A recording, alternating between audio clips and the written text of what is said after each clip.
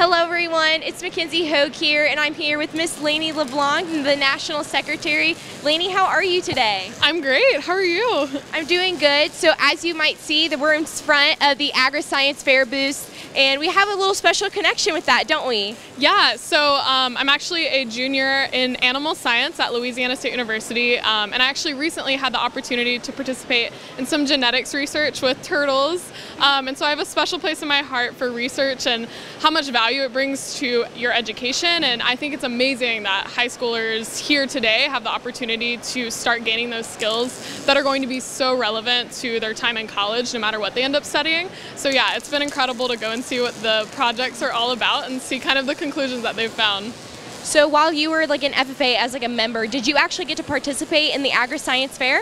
Yeah, so I actually never did Agri-Science Fair, but for my supervised agricultural experience, I did small animal production and care, and what I did was I partnered with a local animal shelter and was able to work with the shelter veterinarian and working with parasitology, kind of working in a lab setting, which was something that helped equip me to succeed in a lab years later in college. So out of all the Agri-Science Fair projects today, which is probably like your favorite activity or like kind of description like you like the most? Yeah, I absolutely love obviously the animal systems division. I think they're all incredible because that's related to what I'm studying. But I also think that the food science side is really interesting because human health is something that has always piqued my interest. So it's cool to see some of the findings that they're seeing within the areas of food science. So we're right here, right before the fourth session, and Layni here is actually going to be doing a keynote. So what is something that we're going to actually get to experience and talk about today? Yeah, so my keynote is titled Dare to Design, and honestly it's just in my very short 20 years of life, something that I've learned is that it's just so important to figure out what our priorities are and what we're passionate about, figure out how we can boldly pursue all of that in designing our ideal life, one that's going to change the world. So that's what we're going to talk about.